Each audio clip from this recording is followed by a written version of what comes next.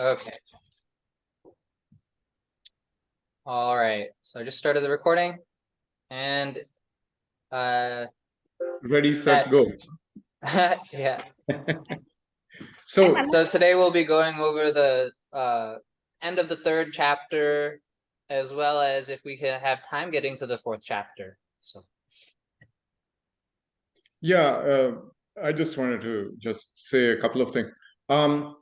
I was discussing with Shiv, some of the terminology and the verses, what's said in the Gita about what Krishna says to Arjuna and all that stuff.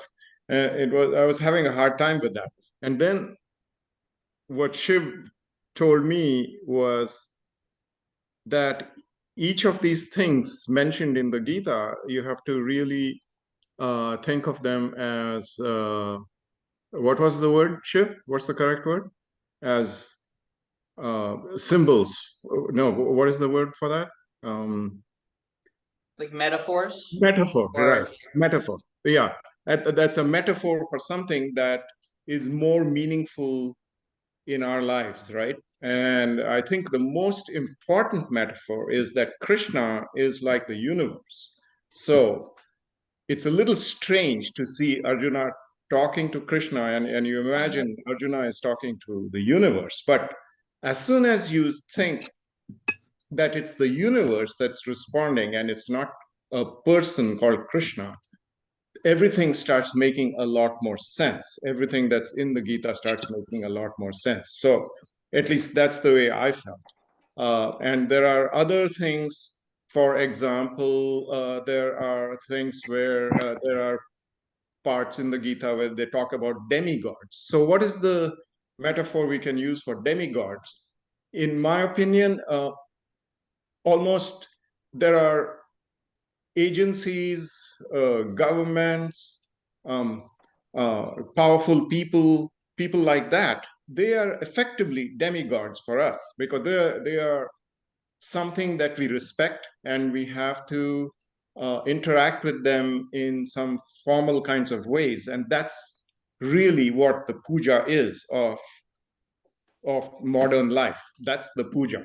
Because if we think strictly in terms of puja, the way it was carried out 2,000 years ago or 3,000 years ago, that's relatively meaningless for us, right? I mean, you can do little ceremonies, puja ceremonies, but it's not very meaningful in real life. But the way you interact with governments, or the way we believe about some of our top leaders and things, that is very meaningful. So that's whenever something is mentioned in the Gita about interacting with these demigods or doing pujas, or where Krishna is saying something, if you use these metaphors, I think, at least for me, it makes a lot more sense. So having said that, I just want to open it up. Maybe Lata can take over for picking the moderation. Praveen, you saying that puja is not meaningful, but I actually disagree. Even though I don't do daily pujas or anything, but I think growing up as a kid, I saw my mother, doing puja, and it was extremely important to her in her life. Mm-hmm. And my father was a Nastik, and Amma was a really, she got all her energy from God, from praying in her little corner. So I think she lived because of the pujas and because of the kids. So I think I don't know whether anybody will tend to differ from your opinion that puja is useless. It's not. It's very useful in my opinion. Yeah, I want to correct what I said. The puja is effectively acknowledgement of your importance to that particular thing that you're doing the puja to, right? So if you're doing a puja to a god, or what you think is a god, and if that's very meaningful for you, then of course that is People very get useful. a lot of relief mentally with puja. It's like satsang, right? You sing, and it gives so much relief. Well, what I meant was that in 2 or 3,000 years ago, the perception was these gods were all that, was important to people mainly. Maybe people thought the kings were important and some of the important people around them were important, but they didn't think of the interacting with them as pujas. But these days, for most people, majority of people, even 80 to 90%, we don't really do pujas the way they did back 2,000, 3,000 years ago, maybe even very different from the way your mom did it, right? Most of us don't do pujas. Maybe some very pious Hindus do pujas every day, but definitely when we are interacting with people that we perceive as very important or powerful, we have to be very careful how we interact with them. And that, in my opinion, that's for a secular person, that's a puja. I think Sumita has something to say. Yes, I was just going to ask Sumita to say. Thank you so much. Thank you. I have grown up in a household where idol worship has been very prominent, and we've seen Dada Dadi, mom, everyone lighting the diya, etc. And Dada Dadi were a lot into idol worship, etc. I have been a classical dancer for a greater part of my life. Started very young, and I still continue. And again, once again, even I was into idol worship and would visit the temples, everything. This one time where I was performing a piece, this is around Durga Puja time, and I was performing a piece on Devi Durga. And the piece was where I had to go down and the gesture was as though I have flowers in my hand and I'm offering flowers like that. And I was on the ground offering flowers, and then the gesture is that you're offering flowers and looking at God. That's the exact gesture. And suddenly on stage, I just felt that there were tears running down my eyes. And that is the one day where I felt that yes, maybe it is internal. It is how you connect with God. And probably after that, my visiting temples definitely reduced. It's not that I don't have a temple in the house. I do. Every day I do the jot. Every day I do that. But still, somehow that is one thing which changed my outlook a bit. Also, I am a worshipper of Lord Krishna. And because I'm a dancer, we perform lots of dances and learn lots of dances where Krishna is your child, Krishna is your lover, and Krishna is the Almighty. With all that, I think my perception has changed a lot, and it's all very internal. I mean, I don't know if I'm making sense or not here. No, you do. Yeah. You do. Let me come here. You see, all these puja, etc., these are rituals. They are to purify you. They divert your attention from the day-to-day things to something which is controlling everything. So that itself is required, So puja is something that you have to do. And even the japa, I mean, all these people who get realized, you'll be surprised. Swami Prabhupada did the japa till the end, till he died, he did japa. After he achieved a lot of success in spiritualism, what is the need for him to do japa? But they keep doing that, because their attention doesn't get diverted elsewhere.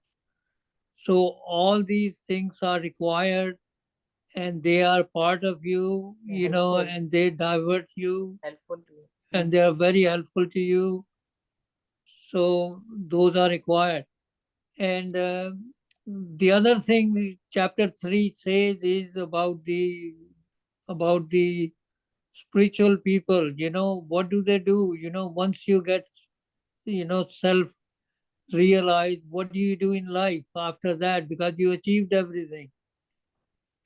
So they still do their duty, to show to the other people.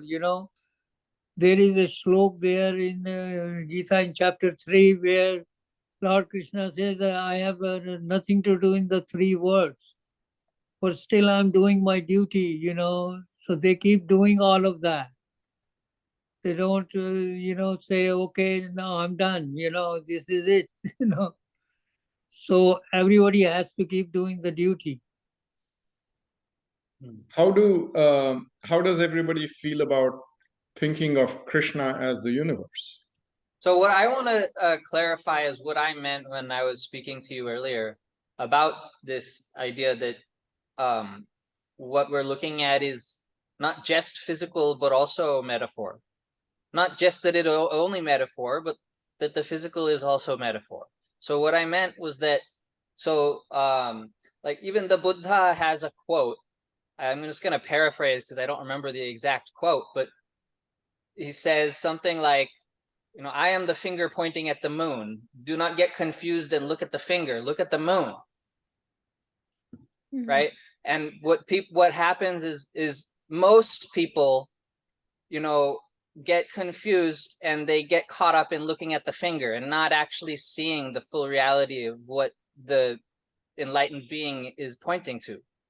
And they get caught looking at the physical, right? And not actually going further than that into the full extent of the metaphor of how to actually see who is speaking through this body, right? So the point is that, yes, there is this physical human being, but there is also more than this. So we have to learn how to see beyond this, to see the full extent of what these beings are speaking of, beings like Krishna. Yes. Divya, you want to say something? Hi, sorry, my video is on the fritz, but so I like the idea of I think the metaphor of calling Krishna the universe, I think that's the intent of what the book is trying to deliver as they speak about Krishna. So I think for the purpose of this book, it does make a lot of sense as a metaphor. In terms of, I guess, personal belief, while, you know, I'm Hindu and I trend towards that, it's hard to think of making that connection. And every time I think of what Krishna is delivering, for me to impose that as the universe says this, the universe says that, that kind of encompasses everybody and every being inside the entire universe. And I don't know if everybody and every being in the entire universe would agree with what everything is being said in the modern day. And so it is hard to kind of make that connection, but for the purposes of the text, I think it makes a lot of sense. Namita, you want to say something?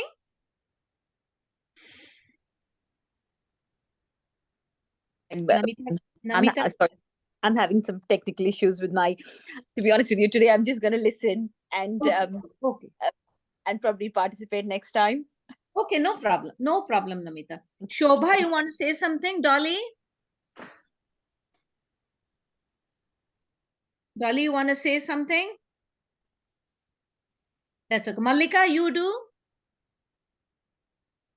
My only comment was about puja and, you know, how I think it can be useful as, you know, a way to be mindful. You know, some people have an easier time than others sort of thinking about things that are abstract, and other people need something very concrete, whether it's an idol or you know, a physical activity, you know, or a ritual, to help them kind of be mindful about an abstract concept of, you know, which is God. So I think there is a role for it for different people. And some people don't need it, you know, because they're better at thinking about abstract concepts, or they find ways to think about God when they're doing other activities, you know, that are sort of part of their daily life. That's great. If I can follow up on that, specifically, if any of you have read, and I'm sure some of you have, the first part of the 4th chapter, where Krishna says, I told the sun god, and I taught the sun god, Surya, this and this and this. And Arjuna says, but the sun god has been here a lot longer than you have, right? So how come you're telling me that you told the sun god something? And so Krishna tells him, I have been born many, many times, long before you. And you have been born many, many times. I have not forgotten those earlier times, but you have. And all of that sounded little, it didn't really sit with me that well. And then when Shiv said that it's a metaphor, and then I thought of Krishna as the universe, then it makes a lot of sense. The universe has been here, I'm sure, longer than the sun, right? No question about it. So I have no problem then. Then I understand it much better. And there are other parts where Krishna says, you are in me, you're part of me. Everybody is a part of me. And that also, that makes a lot of sense if you think of Krishna as the universe, because we're all part of the universe, of course. So when I think of Krishna as the universe, which is really hard, I mean, when you're thinking as if Arjuna is talking to the universe, it's a little strange, but we will see that all the verses make a lot of sense when you think of Krishna as the universe, as you think of Krishna as everything. And it is just, we're just using the word Krishna to describe this, but it is everything and it is all. And we are part of Krishna, and then it starts making a lot of sense to me. Gita, you want to say something? Yeah, I would say that this book is basically a journey of spiritual journey, right? And you have to really work hard. You do not get it in one day. Yes. Life, and life, I mean, you have to get to birth and birth after birth and after birth. So that's how much you have practiced in last life, you can carry the next life. Maybe you didn't, but if you start it, you will carry it into your next life. The reason, the other thing is about worshiping, right? How do you equipoise yourself, right? How do you what? Equipoise. Equal yourself. I mean, not get excited when you're happy, not get depressed when you're not happy, right? Mm-hmm. How do you, all these things that are, victory, loss, this, that, so many things that he has described before. How do you get over it? That's what we have to all try to practice. That's what Krishna is saying. And how do you practice that? You have to really focus on one thing, right? It can be, and how intensity, how forcefully you do it. Forcefully means intensity wise. You do it slowly, you'll get slow result. If you get fast, I mean, medium, that's how you get, that's how far quickly you can go. And fast, I mean, real fast, you'll get really reach that state. And how do you reach that state? How do you get that state to that state, right? Of course, a lot of practice. You can focus, that's what people are saying, abstract, not abstract, but I'm also, it is also said, you can also focus on your breath, up and down, inhale, exhale. You can also do like a flower, right? First, you focus on the lotus. You could take a flower, lotus. It's in the, what you call, it grows in the pond. It has petals. It has, a scent and all those things. Slowly and slowly, when you practice that, only the flower is there. Right? Only the flower is there. Flower, lotus is there when you're focusing on it. And this is how much slowly and slowly you focus on it. The flower is gone. Then even, flower is left. Even the more you focus, even the flower is gone. Then you come into an abstract kind of thing. That's when you come into, by focusing on all these things, you come into a stage where there is abstract. Shunya jisko kehte. And that's where you have to practice. Then you get siddha. That's what they say. And when you get that stage, you kind of, there are more things, but you kind of start getting enlightenment in God. And that's when you say, okay, here I do not have to be I mean, I do not get excited when I lose somebody's dies. I do not, or somebody is unhappy, right? And I get very attached to that. I get attached to something else. I do not get attached to anything. Happiness, all these opposites that he talks about, right? So that's how it is. That's how we have to really practice. It's not, doesn't come just like that. This is a journey that you have to undertake. Yeah. Yeah, But just all the words in the Gita, to me, anyway, just to me, it makes a lot of sense if I think of Krishna as the universe, because almost you can everything take is the same. anything. One Yeah. thing, you can take anything. Yeah.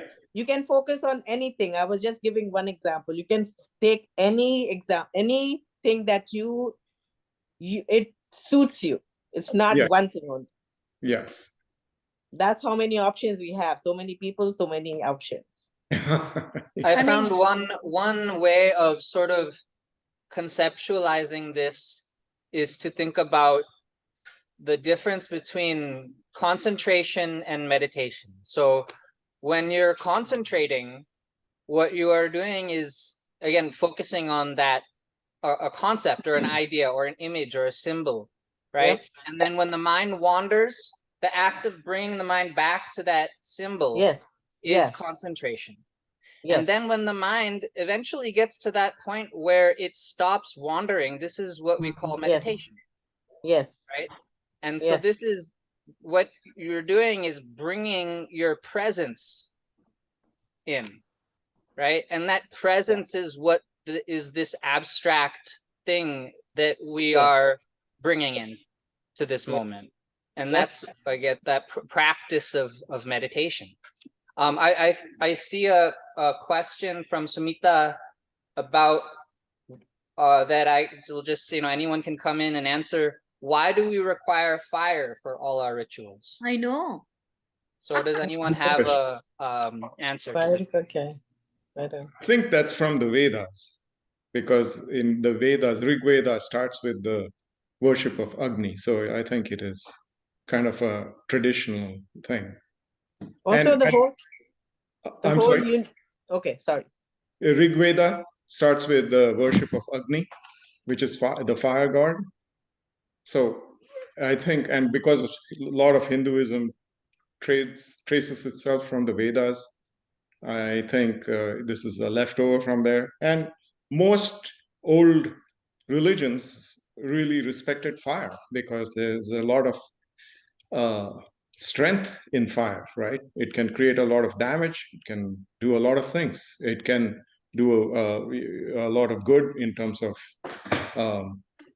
let's say, helping us to create light or to melt metals, all kinds of things. So fire has a lot of power. So like one thing that sort of intuitively comes to me about fire is that it is the purifier of the mind.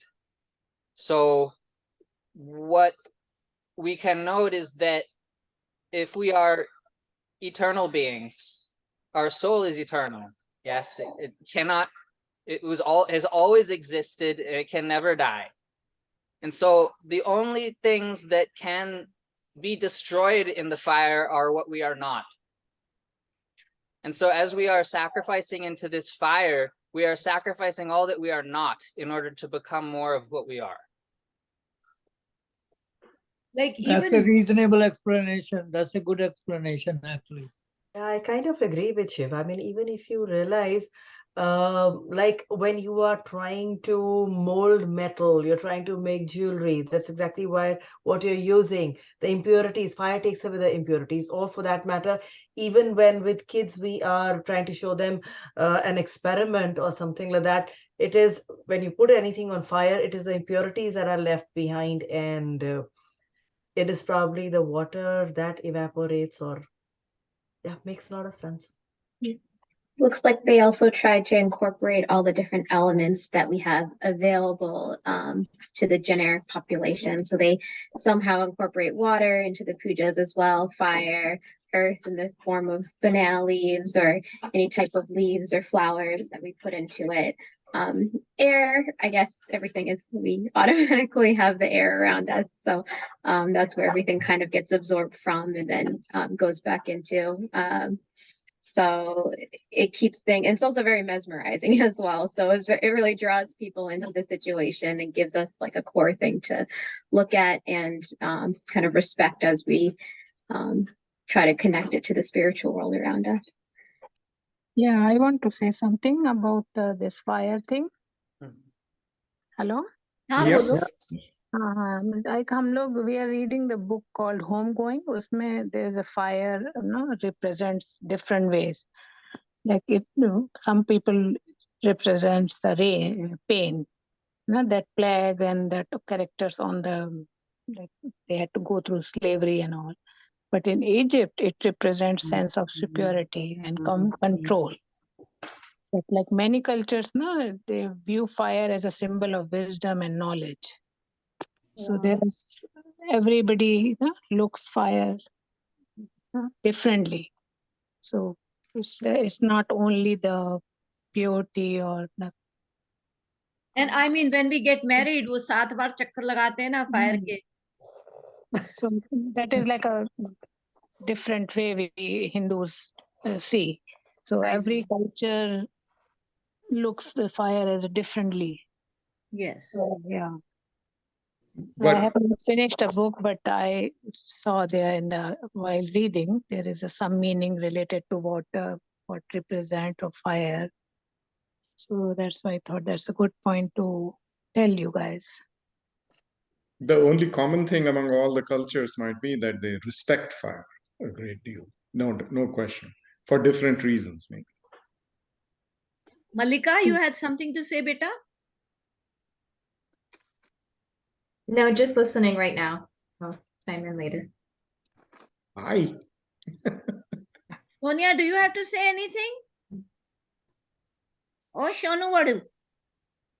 She's reminding me that Uncle Shivi taught her how to play softball. So that's very important for the conversation right now.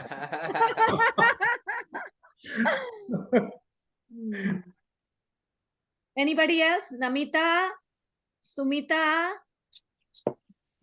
Just listening for the moment, Ji. Okay. और क्या बोला? How do Jiten, we, so are there any points from chapter 3 that we need to review, Jiten? What about? There is one more point that they emphasize there. We can talk about that. Yeah. And that is, Arjun asked why people do bad things, why they are forced to do bad things. What is it? So then Bhagwan Krishna replies, that they are governed by these indriyas, so one important indriya which is very difficult to surmount is the lust. And so, you have to have very good control over your senses. And lust is something, this is illicit sex. Regular sex is fine for God-bearing children, if you do that. This is what Hare Krishna also preaches, but illicit sex is bad, and that lust transforms into passion, and passion transforms into anger, and it's the anger that creates all these bad things, whether you want it or not, it doesn't matter. Lust pushes you, your mind, your intelligence, everything is covered by that. So control of your senses is very important in life. And you have to surmount that. Meditation is one way. All these rituals do the same thing. They point out that you have to be good. So this is the point that's mentioned there.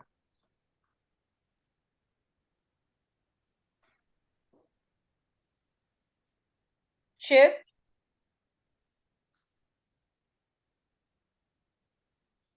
Anything, Shiv?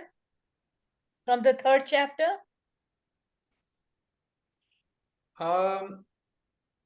Not right now. The thing that sticks out for me is that, and maybe I've said this earlier, is that there is it's in one of the first few verses in the 3rd chapter, and it's that we are all born into a stream of action reaction, and we are helpless in that, in the action reactions going on around us, and in which we are caught up. And there are various translations of the Gita, and it shows that we're helplessly carried forward with the stream of action reaction.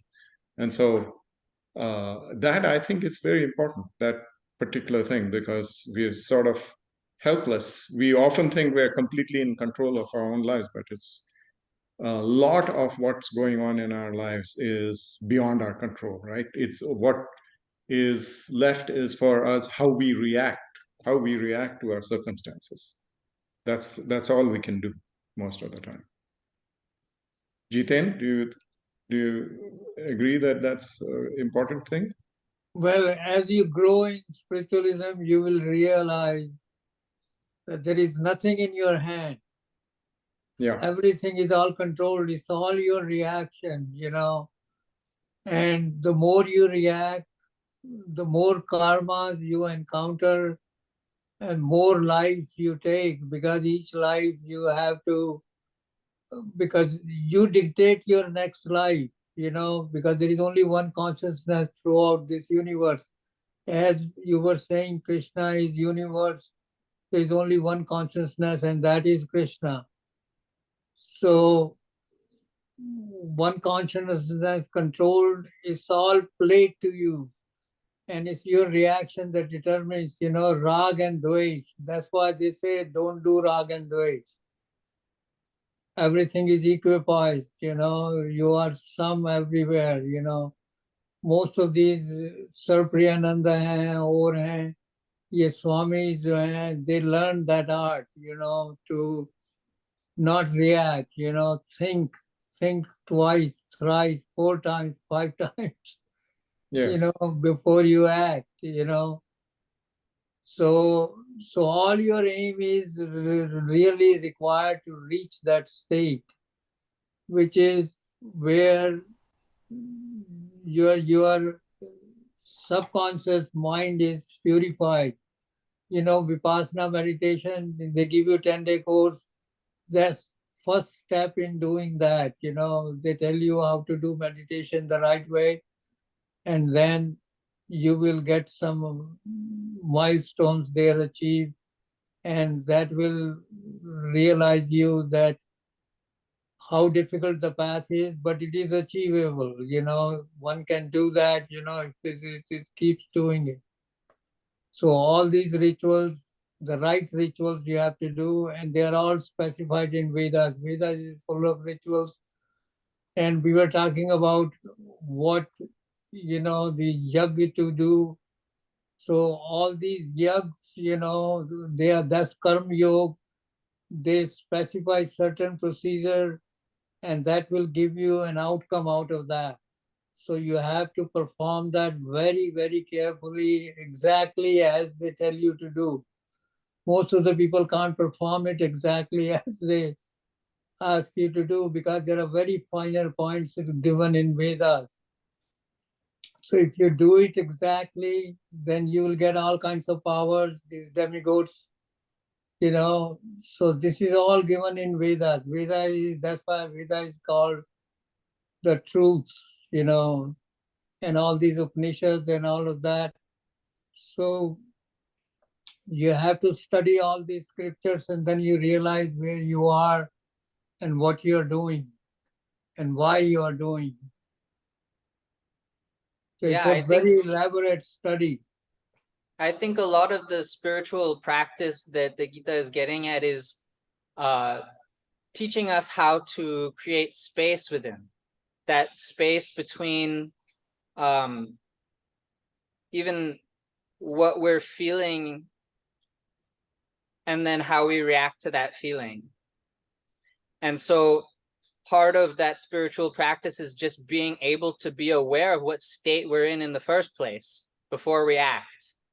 And so we can learn to pay attention to if we're feeling overwhelmed and we need to take time to create more space, or if we can just kind of go with the karma as it is, right? Go with the experience as it is and be in that state of action reaction. Because sometimes if we're feeling in that overwhelmed state, we can get caught up in just simply reacting unconsciously to what's happening.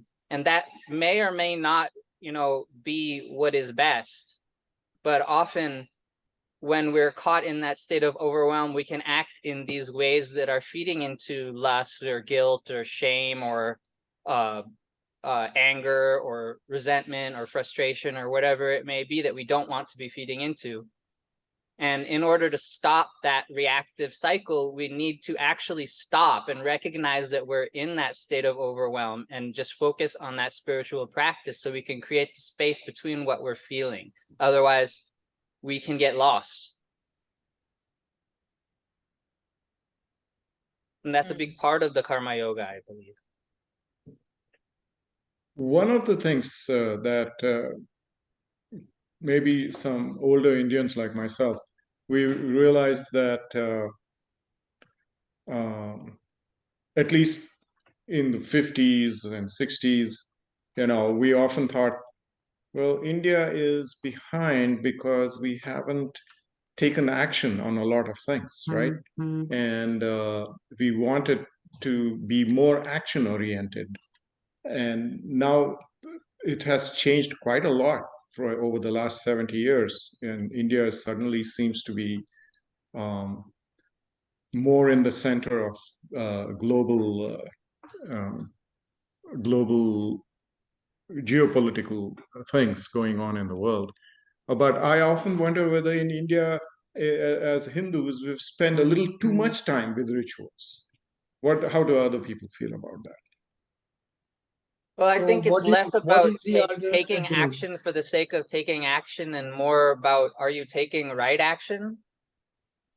Well, that can keep becoming a question, right? And I think one of the things that the Gita is saying is just take the action that comes naturally and take the action with me in mind, meaning with Krishna in mind. And if I think of Krishna as the universe, then it's just do what comes naturally. Yeah, well, what I'm saying is, what if the action that comes naturally is the action that does not have Krishna in mind? Then what? Well, we'll never know, right? You never know. I mean, then. Well, you would know because there would be consequences for your actions. Yes, I'd like to hear what Jiten. I think Jiten was going to say something there.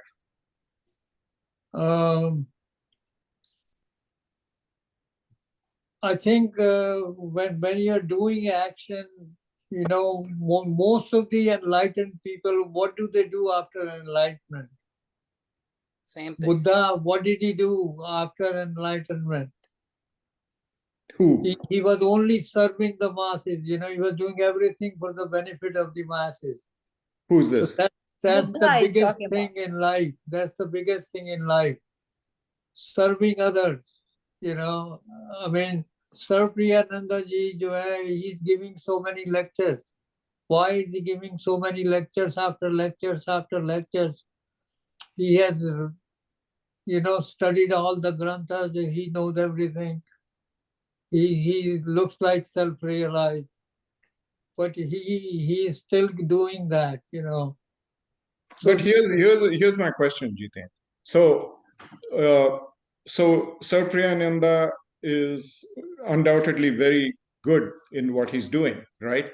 But for most average people, we need a role model, right? So is the correct role model for us someone like Sir Priyananda, or is it more of a person who just does day-to-day things, which is different, but you might have a role model as someone who's a great carpenter or a great sportsman or a great musician or whatever it is. It's completely different from what Sir Priyananda is doing, right? So if we have these different role models, then we have a more complete society, right? And most of these people are not sitting around just doing meditation. They are actually doing real day-to-day things. And a combination of many of these people makes for a dynamic society. We can't have everybody trying to be like Sir Priyananda. That's my only question. No, I mean, I'm not saying that you start doing what he's doing. I'm saying whatever he acquired, that's how your dharma starts. Your duty becomes whatever you have acquired, whatever you have learned, you give it to the society. You work for the benefit of the society. So at every stage, Ramdas was in Mochi. He was just doing the Mochi's work, and he realized gold with that. Kabir did something else. All these people Mira did, singing, So all these people do what they are good at, and they realize based on their own things. So same thing you have to do. Whatever your strengths are, you have acquired certain strength in life, then you have to work for the benefit of the society and away from a lot of these mundane, things, Well, Main thing is seva. Main thing is seva. Sumita, you had Yeah. something to say? Yeah, Sumita? It was the other discussion, not this discussion. That's So I okay. guess we can continue with discussion or whatever. Basically, why don't you start that other? Basically, that was when Shiv was talking about the reactionary approach. I mean, this is, again, even if you don't look at the broader picture as to what is going to happen and afterlife, etc., even if you have a look at it at a daily level, I mean, a small thing like a tiff between two people, ultimately, it's basically what is bothering is not what the other person said. It is our own reaction that bothers us. So again, like Shiv said, you need to create space. Yes, we need to create space between ourselves, that whatever has happened has happened. You cannot change that. Ultimately, the entire day, if we keep sulking about it or whatever we choose to do about it, it is our own reaction that bothers us, not what the other person said or did.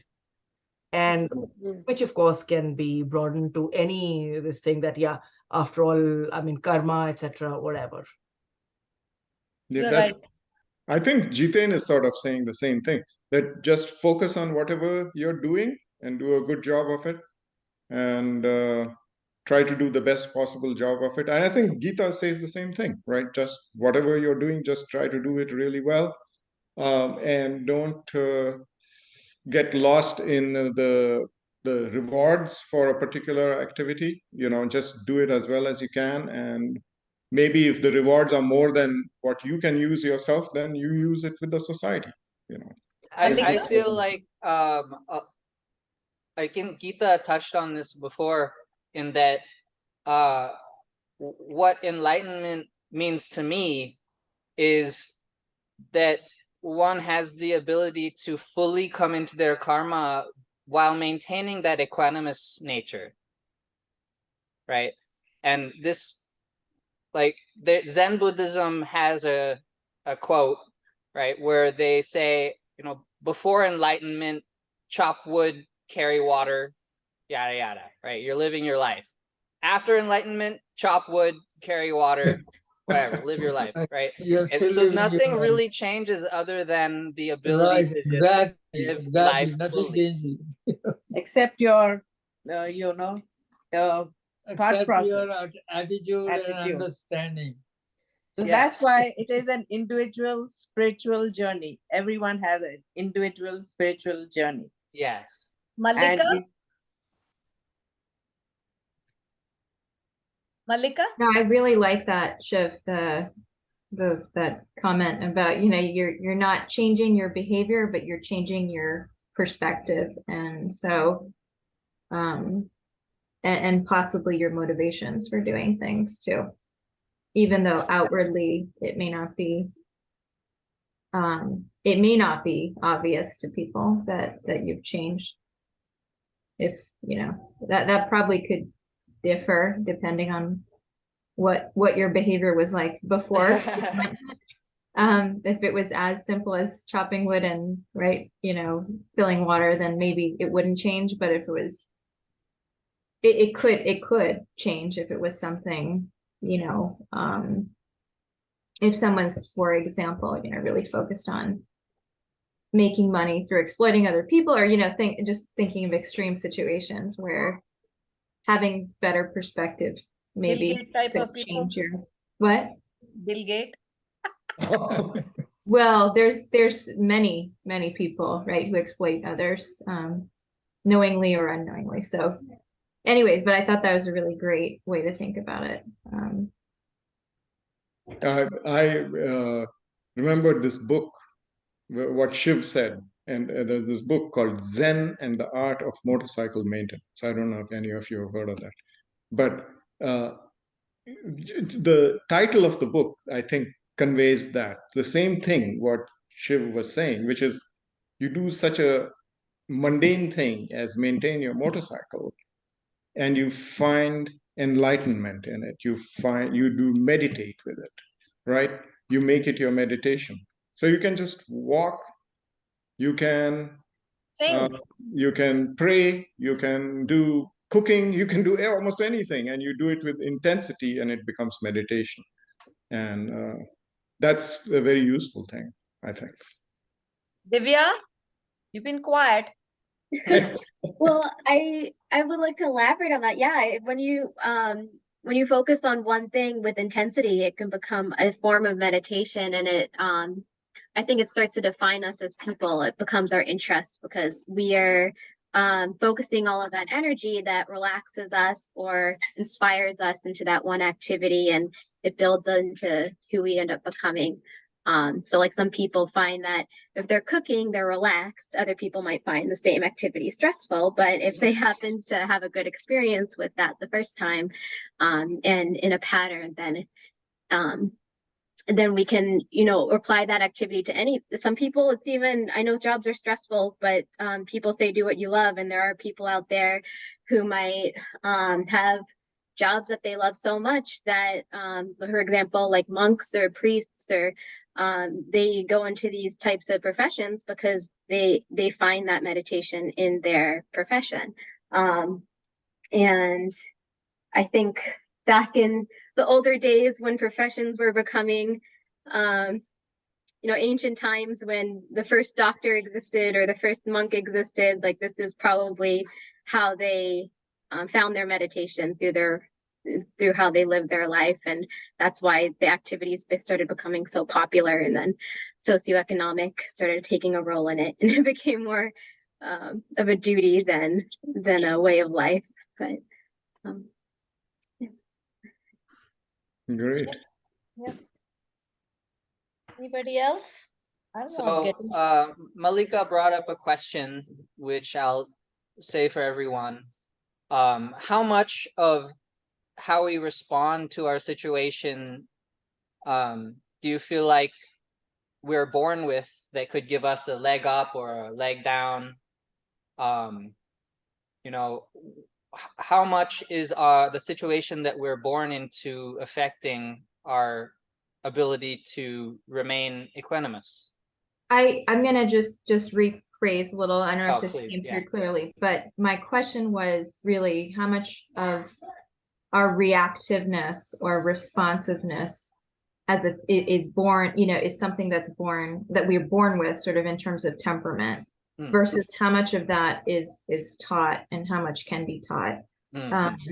That's really the question is. And some people, everybody who has more than one kid will tell you that the two kids with the same two parents is, they couldn't be more different in some ways, and in other ways they may be similar, right? So and of course the environment that they're born in is different, given the fact that there's another sibling there, etc. But people are obviously born very different. Everyone's different at the time of birth. Even twins, right? Twins are born almost at the same time to the same parents in the same household, and they often are different in many ways. So what's this, how much does that starting point in terms of starting temperament play into the responsiveness and ability to control your emotions sort of later in life, versus how much can be taught? Anyone want to take a stab at this? Sumita, aap batao. I kind of agree with what Malika is saying. And, this is something my dad always said, because when Namita and I were growing up, he always said that, I mean, both of us had different temperaments, despite the fact that we grew up in the same environment. And this is something probably you cannot control. It is something within. And I don't know. I don't know what to say here. It is definitely circumstances change a person, and its circumstances, lots of things are circumstantial. Your reactions are dependent on your circumstances. What you become after some time is also dependent on your circumstances. And how your outlook towards your life is dependent on your circumstances also. So, Each person's experience is very different, yes. So based on the same experiment being done, the same phenomena they look at, but people have different opinion on the same phenomena, depending upon what your understanding is, how your faculties are, and all of that. So there is a thing that, the nature has already made different paths for different people based on their past, collected karmas, So then you acquire, knowledge and all of that. Based on that, you do modification to that. So all of that, will be different, Why will it be the same? It should not be the same, actually. Or even the same person's reaction in a different situation. I mean, now that we are talking, and just a little example from Friday, where I am a math teacher by profession, and I do teach dance, because I teach Bharatanatyam to students who want to learn, just simply to keep the culture alive here. And obviously in class, when they tell me, oh, something's happened and something is even a little prick or a paper cut, you're like, okay, go away to the clinic, and that's about it. But on Friday, these kids were like, okay, this is paining. They was doing a step and they're like, this is paining. I'm like, yeah, okay, it's paining, fine. But you need to continue. They were surprised at my reaction, that how come I had a different reaction. Again, it's the same person, same place, same thing. The situation has changed. If I'm teaching them math and their finger is paining, I'm like, sure, go to the clinic and sort it out, get a band-aid, whatever. But if while teaching them dance, it's paining because that is a muscle that they have never exercised before. If I'm telling them, okay, this is what I want you to do, but no, it is paining here when I'm doing it. It's a muscle that they've never exercised before, and they need to exercise that muscle and do it so that next time when they do it, it doesn't pain. So it's the same person's. It's again the circumstance that changes the reaction of the person. Yeah. That's the importance of training, right? So we are all born with certain natural tendencies, but the right kind of training can shift it a little bit, I guess, our reactions. We can learn how to control our pain, control our emotions, and perform whatever is needed to get the job done, I think often, as children, we learn how to react to our environment through absorbing the habits of those around us. So sometimes we can get that leg up by just having parents who may happen to have, the habits that will help a child to be able to overcome some sort of pain. And sometimes we may have parents who it may not be in the right habits that would support a child to overcome a challenge, right? But that doesn't necessarily mean that the child doesn't have the ability to learn what the parents have not learned. You know, so sometimes even without that support, the child can push through a challenge. But I do think it does make it easier if the child has the right support system. Yeah. Exactly, like the right support system. I mean, Karan's reactions would have been so much different throughout life, throughout his life, had things been different for him. I mean, Karan was given away by his birth mother, Kunti, when he was born, shunned by Draupadi, shunned by everyone else, even his guru. The minute the guru learned that he was a Kshatriya and he was not a Brahmin, and he'd been cheated into giving him that piece of giving him that education, and also he was befriended by only Duryodhana. So why would he not support that person, and why would he react any differently? Yes. Wow. Yeah. He also had full faith in Krishna, right? What's He that? also had full faith in Krishna, if I'm not mistaken, right? Karna? Later on, he had full faith in Krishna. And then again, I mean, he was also cheated of all his kundal and this thing. He was literally cheated of taking all that off. Oh, So, is that right? yeah, Yeah.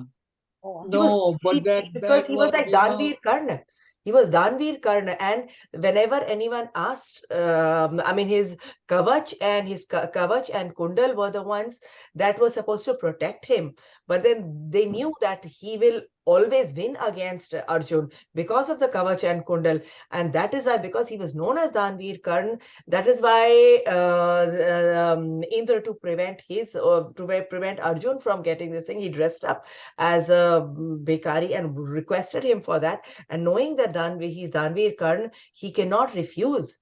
So he literally peeled it off his own body. ये मेरे को नहीं पता था ये वाला. So why would he not support Duryodhan? Because at every point of time, he has faced that from the world.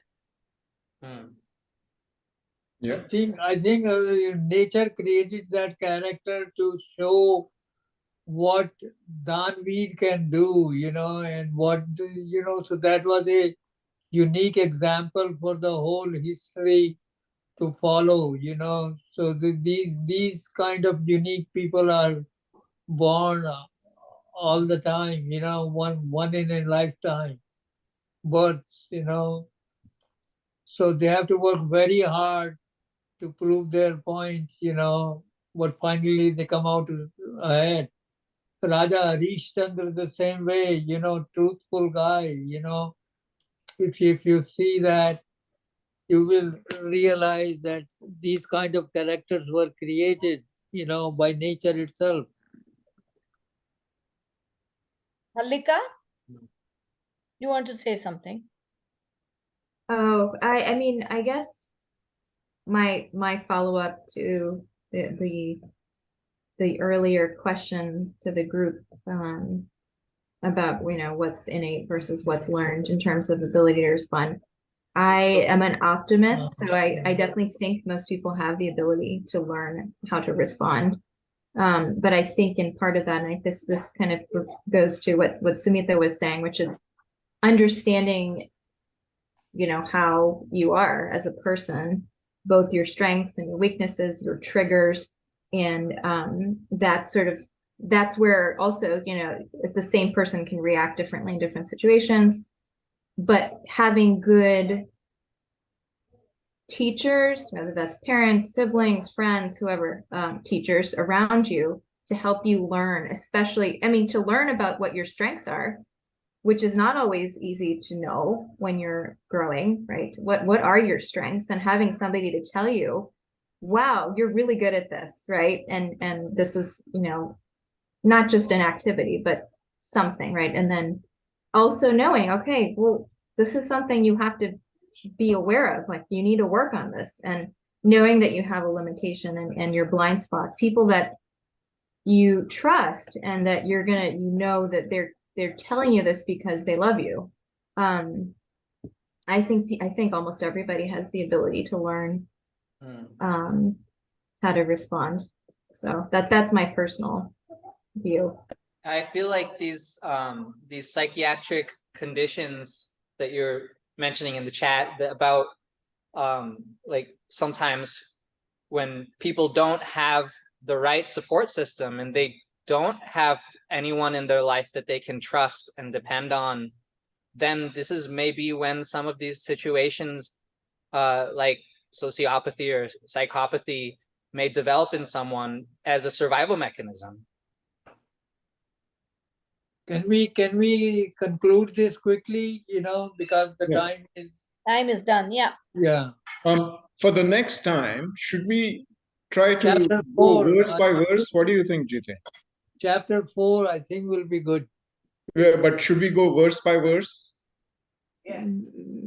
No, I think gist of the whole chapter, verse by verse.